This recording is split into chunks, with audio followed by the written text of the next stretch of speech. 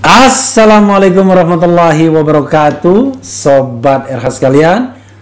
Jumpa lagi kita di channel yang keren ini. Keren jadas.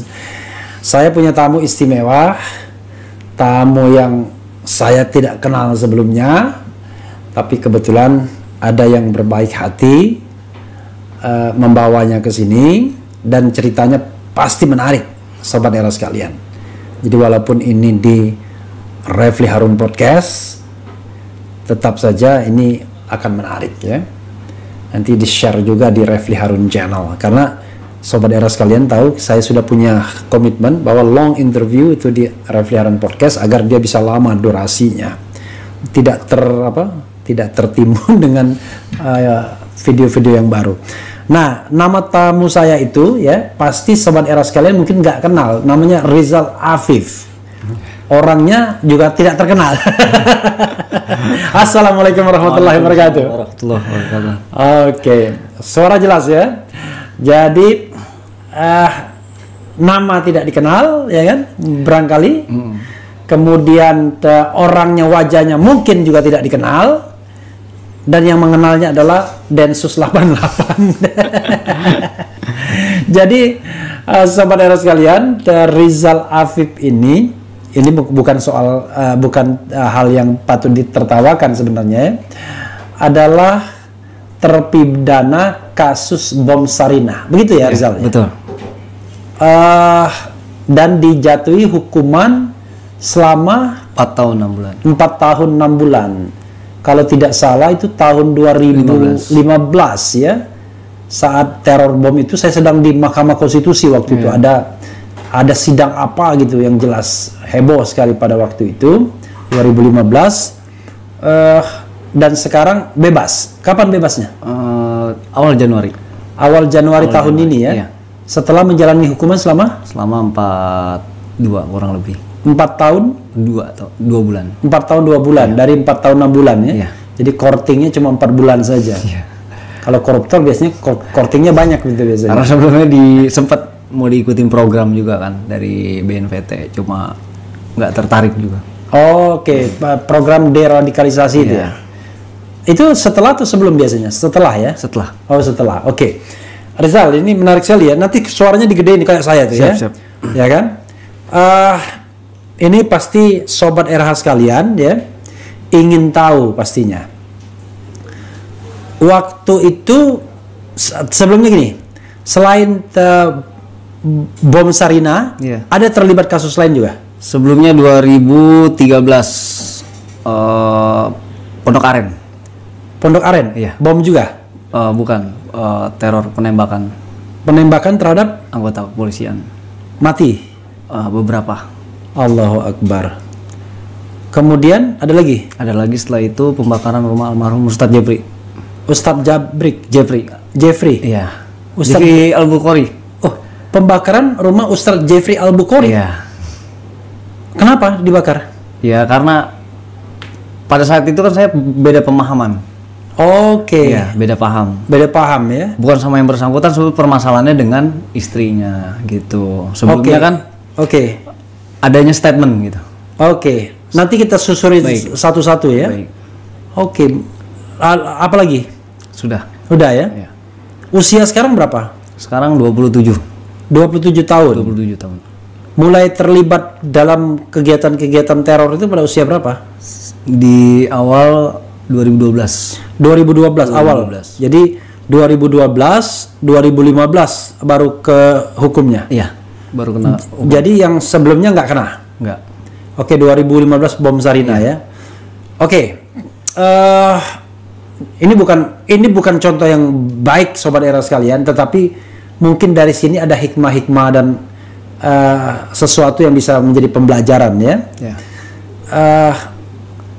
Ada pertanyaan paling gampang. Merasa bersalah nggak dengan teror yang sudah dilakukan? Bersalah, sangat bersalah. Sangat bersalah. Sangat bersalah. Gitu. Sangat bersalah ya? Sangat bersalah. Merasa bahwa itu di jalan yang sesat. Sesat. Oke.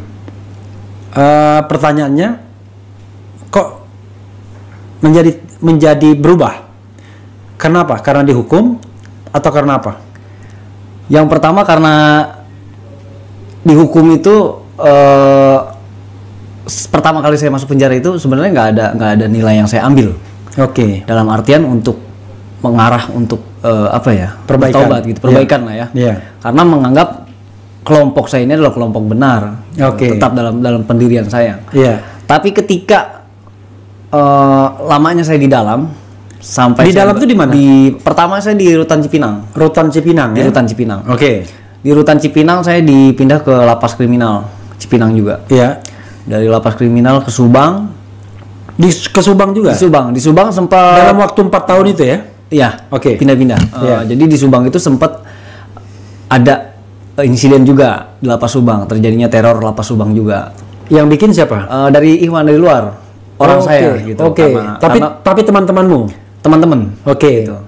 Jadi kebetulan waktu kejadian tersebut datanglah dari utusan dari Polda Jabar. Iya. Kalau nggak salah dulu Pak Hidayat kalau nggak salah, orang yang menangani saya gitu. Iya. Mendalami kasus tersebut, tuntutannya apa, terus klarifikasi saya juga nggak tahu menau gitu. Yang saya tahu mungkin ada rekan-rekan dari kelompok saya ini mau besuk. Iya. Pada saat itu memang karena baru pindah dari Cipinang itu kan dibatasi. Iya. Belum bisa ditemui selama 2 minggu gitu Iya. kan. Masih dalam masa penampungan gitu. Iya. Setelah itu dari pihak luar menganggap bahwasannya saya ini tidak mendapatkan perlakuan baik selama di dalam. Iya. Padahal saya pribadi juga tidak ada menyampaikan sesuatu apapun kepada mereka gitu di luar. Akhirnya pada saat itu saya dibuang ke lapas Jelekong, Bandung. Oke, Jelekong. Iya. Oke. Setelah Jelekong saya ke lapas Cianjur. Oke. Lapas Cianjur barulah ke Pondok Rajek. Gitu. Pondok Rajek itu di mana? Di Bogor, Kabupaten. Di Cibinong. Iya. Oke. Sampai akhirnya ketemu dengan Habib Bahar di lapas Gunung Sindur, lapas khusus. Ketemu dengan Habib Bahar. Kapan? Itu kurang lebih 2020 ketemu dengan Habib Bahar di lapas Gunung Sindur. Iya. Gunung Sindur itu masuk wilayah Bogor juga ya? Bogor juga ya. Iya. Kok bisa ketemu di Gunung Sindur? Kamu dipindahkan lagi? Iya, dipindah lagi. Dipindah lagi ke Gunung Sindur? Iya. Oke. Karena seringnya bermasalah kan. Oke. Pemindahan tersebut kan karena bermasalah kita dengan penghuni lapas atau maupun dengan petugas gitu. Emang kamu selama lapas berkelahi itu gitu? Iya. Karena pemahaman saya dulu kan lebih menganggap orang yang bersangkut paut dengan pemerintah itu udah togut gitu. Togut. Oke. Jadi kenapa berakhir sampai di Gunung Sindur gitu? Pemahaman togut tersebut. Kenapa nggak seterusnya? Oke. Itu saya itu pengen tahu. Tapi sebelumnya yang jelas kamu berkelahi itu tangan kosong atau apa? Tangan kosong. Tapi kita berkelompok. Oh, berapa orang? Tergantung dari misalkan di kapasitas di lapas tersebut ada berapa orang jumlah terorismenya ya. Satu orang napiter kalau seandainya bermasalah dengan petugas maka yang lain ikut turun gitu. Oh gitu ya? Gitu. Oh, berarti sama penghuni lapas lain pernah juga berkelahi? Pernah dengan penghuni lain. Ini mohon maaf, ada yang sampai meninggal? Oh belum pernah. Enggak ya? Cuma luka-luka doang? Luka-luka. Kamu juga pernah luka? Saya pernah luka. Luka misalnya? Seperti ada gesekan besi atau sikim gitu. Oke, tapi nggak sampai tertusuk apa-apa gitu? Tertusuk, tapi nggak sampai yang dalam. Oke, masih luar-luarnya ya? Masih di luar. Tapi kalau misalnya dibuka bajunya pasti banyak black-blacknya, cacat-cacatnya gitu? Cacat-cacatnya ada. Oke, nah terakhir tahun 2020 kamu ke Gunung Sindur. Iya. Bulan apa itu? Itu bulan pertengahan 2020 ya ke Gunung Sindur. Iya. Dan setelah itu nggak pindah lagi? Nggak. Oke, coba saya justru menarik tuh pertemuanmu dengan Habib Bahar ya. Iya. Dan juga barangkali ada napiter di sana banyak. Ada beberapa waktu itu terakhir setelah saya mau pulang ini ya itu tinggal 2 orang dari. Waktu kamu masuk? Waktu saya masuk 5 orang. 5 orang sama kamu 6. Iya. Jadi waktu kamu keluar tinggal 2 yang. Tinggal 2 orang. 2 itu hukuman apa? Hukumannya lebih rendah sih dia 3 tahun 6 bulan waktu itu. Tapi dia baru masuk. Oke, tidak ada yang hukuman mati atau hukuman. Nggak ada. Oke. Nah, coba ceritakan secara lebih detail ya, biar saya lebih banyak dengarnya. Karena biasanya kalau saya tanya terus diprotes saya. Baik. Jadi biar saya bisa sambil tiduran. Silakan coba. Jadi kalau tentang perubahan pemahaman ya, dalam arti bukan perubahan pemahaman, kesadaran itu terkadang kan hidayah, orang mengatakan bahwasannya hidayah, kok orang lain bisa mendapatkan hidayah tapi saya enggak gitu kan. Sebenarnya hidayah itu kan seperti bola, kita jemput, kalau kita nggak jemput dia nggak datang. Gitu. Jadi pada saat itu saya awalnya dengan Habib Bahar itu berseberangan. Dan saya juga tinggal di lingkungan Habib Rizik juga, nggak jauh dari Habib Rizik gitu. Dan saya sempat berseberangan juga dengan Habib Rizik, tidak sepemahaman gitu. Maksudnya berseberangan kan sama Habib Rizik kan di Mabespori atau enggak, maksudnya lingkungan rumah. Oh, di Petamburan itu? Iya, di daerah Petamburan. Oke. Jadi karena pemahaman FPI yang lebih ke demokrasi, kita yang anti dengan demokrasi, jadi tidak sejalan. Iya, tidak sejalan. Pada waktu itu saya sempat ya dalam artian mengkafirkan seseorang yang di luar kelompok kita, bahkan mengharamkan maulid gitu kan. Habib waktu itu sempat nyambut saya. Beliau ngirim makanan waktu saya di penampungan kan. Ngirim makanan. Sorry maaf, Habib yang mana? Habib Bahar. Habib Bahar. Di penampungan mana? Di penampungan Gunung Sindur. Oke. Dia ngirim makan kepada saya. Waktu itu dia tanya, ente udah tobat? Nah, sedangkan anak pribadi kan kayak yang gimana ya? Maksudnya tobat apa gitu kan? Tapi beliau kayak orang apa ya? Kalau dibilang guyon lah, maksudnya guyon gitu. Tapi tetap dia menunjukkan bahwa sikap dia itu tidak memperolok kelompok lain, pemahaman orang yang berbeda paham gitu. Jadi dari nilai manhaj tersebut beliau mengajarkan bahwasannya Islam itu rahmatan lil alamin gitu. Islam itu tidak neko-neko. Islam itu mengasihi. Pada agama lainnya kita mengasihi, kenapa sesama kita nggak memberikan gitu. Dari situ saya mulai merasa yang bagaimana ya, beliau yang saya tahu bahwasannya banyaklah orang yang mengklaim bahwasannya Habib Bahar bin Smith atau Habib Rizik itu adalah kelompok radikal.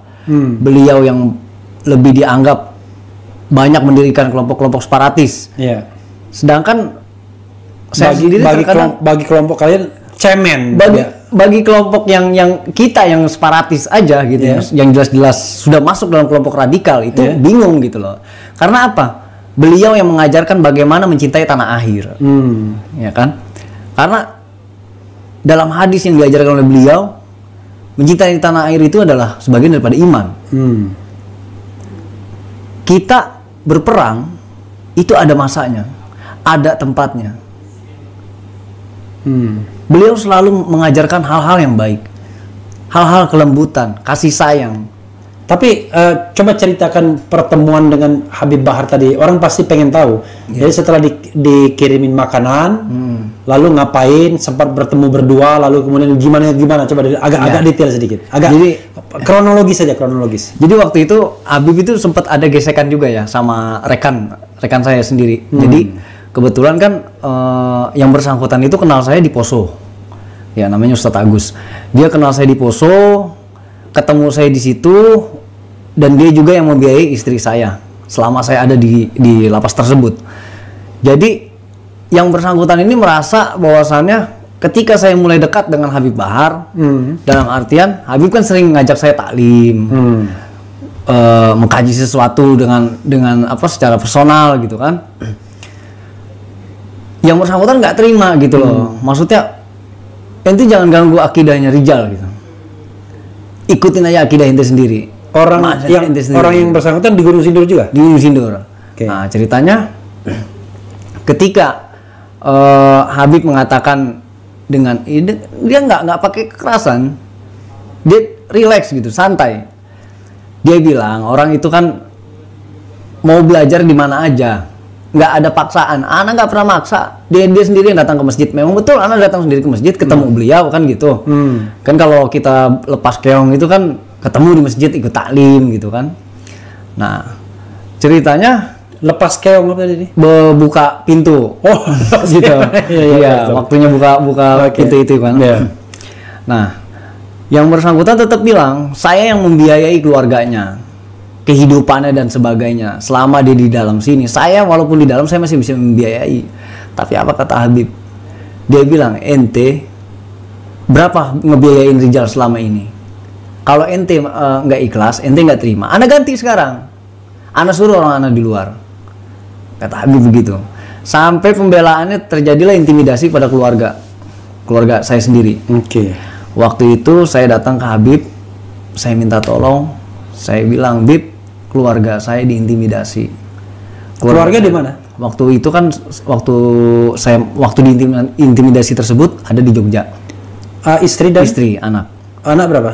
Anak 3. Oke. Iya. Yang paling besar? Yang paling besar 12 tahun. Yang paling kecil? Yang paling kecil 7 tahun. Tengahnya? Ya, itu kembar. Oh, kembar. Yang paling besar kembar. Oke, Iya. oke, iya. Kebetulan Istri 20-an tahun juga? istri sama 27. 27. Iya. Oke. Kebetulan Habib bilang, "Di mana alamatnya ente kirim?" Ini awal kedekatan saya dengan beliau. Ente kirim. Ana yang bakal ngebelain, ana yang bakal ngamanin. Udah, kebetulan ana juga nggak tahu, mungkin ketika Habib besuk atau apa, ana nggak ngerti gitu nyuruh orangnya. Waktu itu istri ngabarin, kan di sana ada wartel ya. Dia ngabarin, dia bilang sekarang udah dalam kondisi aman, sudah diamankan gitu. Barulah di situ ana pikir beliau ini nggak kenal sama saya, gitu. Dan saya juga nggak kenal sama beliau. Tapi beliau bisa membela seseorang yang mau benar-benar berubah, mau meluruskan seseorang tuh nggak pilih-pilih. Disitulah mulai ikut dengan beliau, khidmat dan sebagainya. Memang ana nggak banyak belajar dengan beliau, tapi dari kedekatan ana dengan beliau itu banyak nilai-nilai yang ana ambil. Seperti bagaimana sikap beliau membimbing keluarga, membimbing murid-muridnya. Terkadang sampai saya sendiri suka terbesit dalam benak. Seperti apa? Dari sikap beliau itu banyak mengajarkan saya. Tidak harus beliau menyampaikan gitu. Habib Bahar itu paling nggak suka orang ngerokok walaupun di pinggir masjid. Paling nggak suka. Tapi dia ngerokok? Dia ngerokok tapi nggak di dalam masjid gitu loh. Maksudnya. Oke, ya. Yang kan ada nih yang di selasar tuh, di selasar masjid. Nah, orang duduk di situ dimarahin sama dia. Jadi orang terkadang bukan nggak pakai dia ngomong aja, dia melotot aja, orang udah takut gitu. Padahal dia nggak main tangan gitu kan kasarnya. Jadi ketika itu saya mikir, kalau ada Habib gue takut nih. Rokok diumpetin, buru-buru dimatiin. Kadang-kadang kalau udah ketahuan kita kabur. Tapi kita nggak takut sama Allah. Terkadang saya terbesit di benak saya bahwasannya sampai sekarang dan detik ini saya nggak tahu bagaimana rasa takut saya sama Allah. Sedangkan sama Habib saya takut gitu. Dari situlah saya mulai belajar. Allah nggak pakai nunggu ngelihat kita, dia udah ngelihat, nggak perlu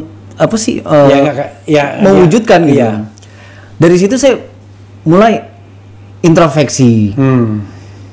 Karena sikap beliau. Dia yang sering negur orang dan sebagainya. Di situ kita bisa mengambil nilai-nilai tersebut. Gitu. Ada poin-poin tertentu. Jadi kedekatan saya dengan beliau itu bukan semata-mata hanya untuk dalam perlindungan, bukan semata-mata hanya untuk dalam pansos dan sebagainya. Bukan. Kita diajarkan khidmat dengan beliau itu bukan untuk satu hal yang menguntungkan diri kita dalam segi mungkin material dan sebagainya gitu. Tapi kita khidmat diajarkan bagaimana khidmat dengan seorang guru menunjukkan bahwasannya kasih kita kepada Allah. Dari situ saya banyak belajar bahwasannya beliau banyak mengajarkan bahwasan seperti maulid, bacaan-bacaan yang lainnya gitu. Saya tadinya nggak bisa maulid sampai akhirnya saya maulid. Teman tadi gimana? Berubah juga? Ada yang 2, yang sekarang belum pulang ini 2 orang berubah. Tapi yang sebelumnya memang yang udah pulang itu tetap pendiriannya. Oke. Jadi dari situ saya rekan-rekan yang 2 orang ini kan terkadang suka, saya pengen ikut maulid, tapi saya bingung keluar bloknya, katanya gitu kan. Karena mereka itu nggak bisa keluar, gitu, karena dibatasi. Sedangkan kalau saya kan masih bisa, gitu. Sampai akhirnya ketika beliau pulang, itu saya benar-benar merasakan yang dimana saya punya guru Yang tadinya saya nggak pernah merasakan gitu. Maksud ketika guru pergi, saya nangis. Entah nggak dari mana datangnya gitu. Beliau tuh bebas bulan Desember. Bulan November. November. Bulan November. Iya. Akhir-akhir. Jadi ketika beliau pulang, beliau cuma berwasiat. Jangan tinggalkan apa yang pernah Ana ajarkan. Jangan lupakan apa yang pernah Ana kasih. Bukan dalam nilai kecil pun jangan pernah dilupakan. Apapun itu. Perkataan Ana dan sebagainya. Ambil yang baiknya, buang yang jeleknya dari Ana. Ana sadar diri bahwa Ana banyak kejelekan.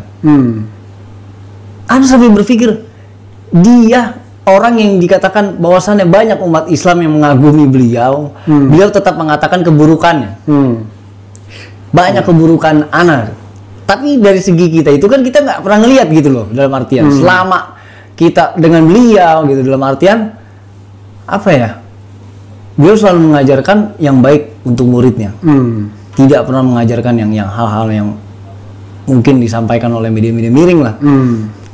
Akhirnya dari situ, setelah pulangnya beliau, yang tadinya kita terkadang suka males-malesan, taklim dan sebagainya, itu kita karena rindunya dengan seorang guru, mulailah saya ikut-ikut taklim lebih sering gitu di masjid. Di masjid Lapas. Lapas.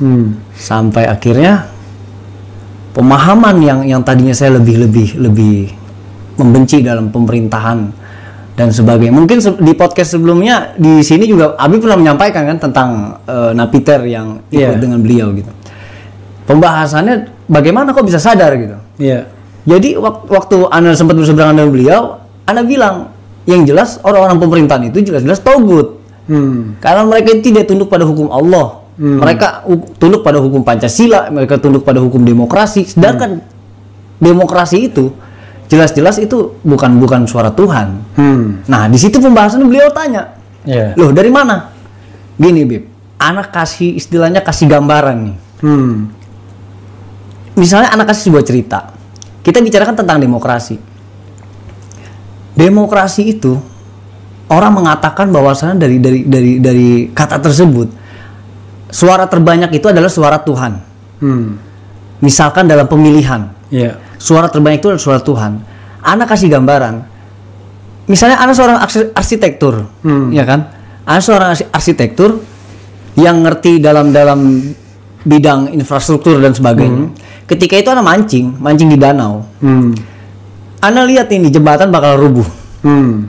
Dalam beberapa hari ke depan. Oh, mau nggak mau saya laporan dong ke kepala desa. Saya sampaikan ke kepala desa.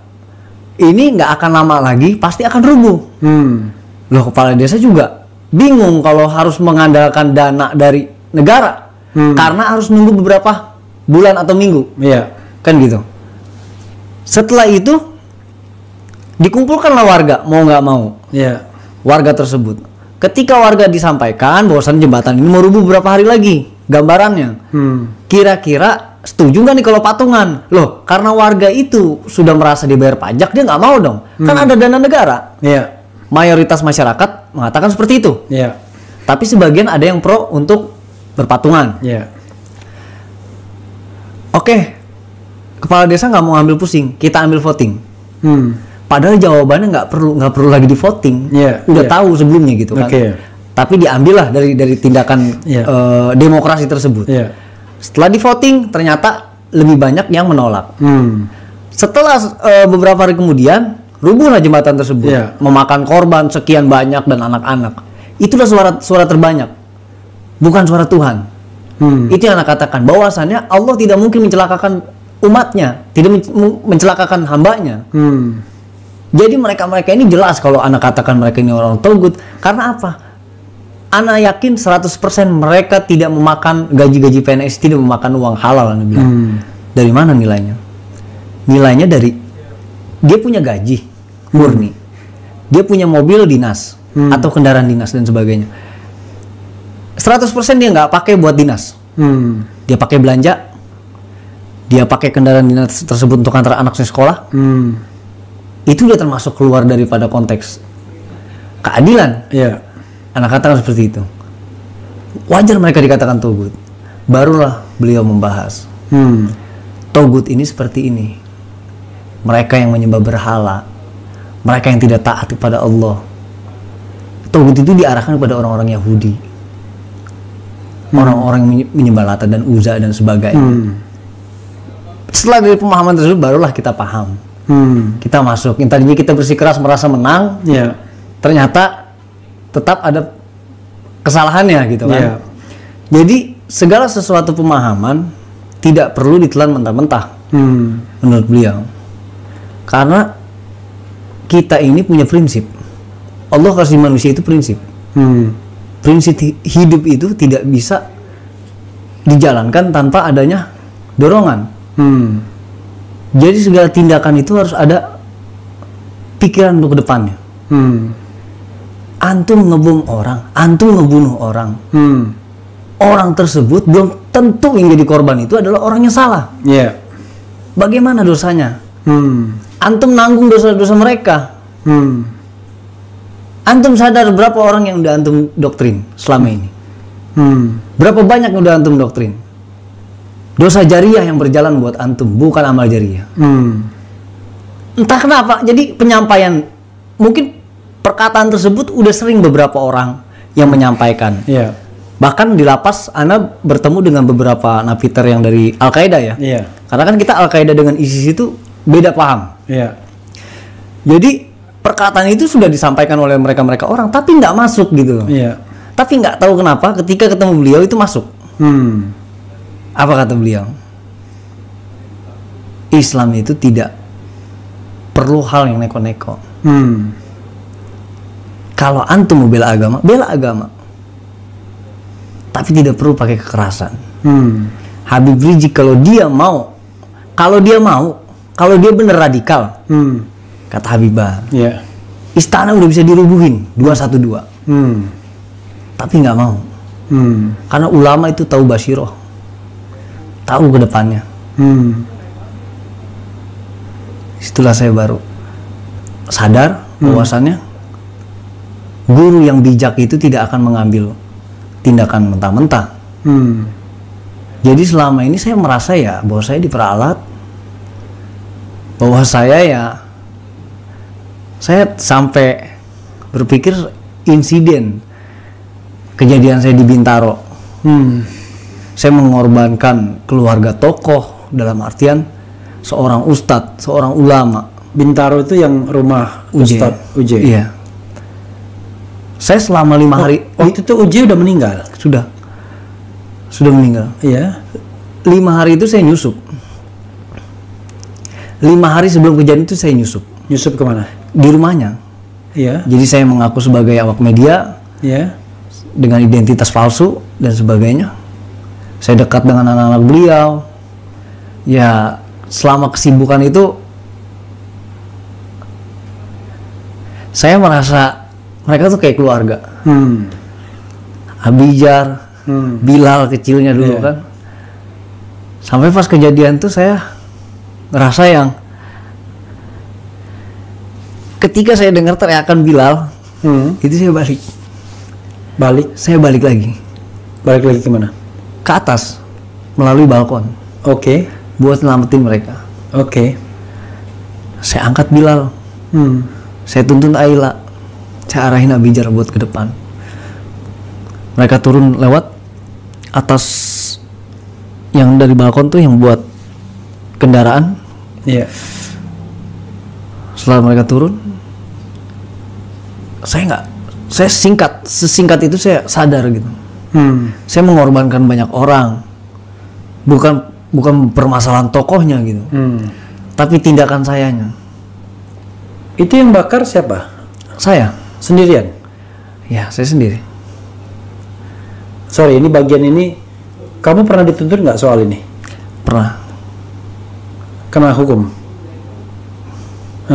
Kena. Berapa tahun? 2 tahun 1 bulan. Tapi dibebaskan selama 1 tahun 3 bulan. Oh, jadi sempat. Oke, enggak. Maksudnya kalau pernah belum pernah dihukum kan? Oke, ya. Lalu kenapa kamu bakar? Gara-gara apa? Karena statementnya Umi. Apa statementnya? Statementnya yang bersangkutan itu mengatakan ISIS itu bukan Islam. Mereka keluar daripada syariat-syariat Islam.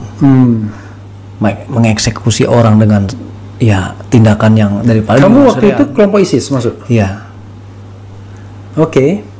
Kamu kelompok ISIS ya? Dari situlah saya ya terkadang saya sampai sekarang suka pikir banyak orang-orang yang udah saya sesatkan. Yang saya tuntun menurut saya jalan yang baik, jalan yang benar, ternyata salah. Kamu bakarnya pakai apa waktu itu? Saya waktu itu kan buat salah satu bahan peledak dari Frostek ya. Frostek yang buat alat pel itu. Jadi saya campur dengan karbit. Saya ledakan di lingkungan gorden. Gorden itu kan jadi cepat merembet ya. Dari gorden nyambung ke wallpaper dan sofa. Memang kan di ruang tamu kan. Baru merembet ke satu rumah. Gitu. Itu habis rumahnya ya? Habis.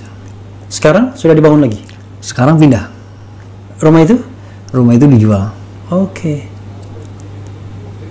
Ketemu Umi setelah itu? Belum. Saya sampai sekarang hati kecil saya pengen ketemu. Yang terutama Abijar lah ya. Karena banyak cerita. Tapi mereka tahu kan karena kamu udah dihukum kan? Ya? Tahu, mereka tahu. Pengen saya ketemu, saya sampaikan maaf secara langsung. Kok seradikal itu kamu ya waktu itu ya? Ya, karena Oke. Artinya kalau kamu bilang ISIS, Munarman gimana? Ustadz Munarman. Iya. Ya,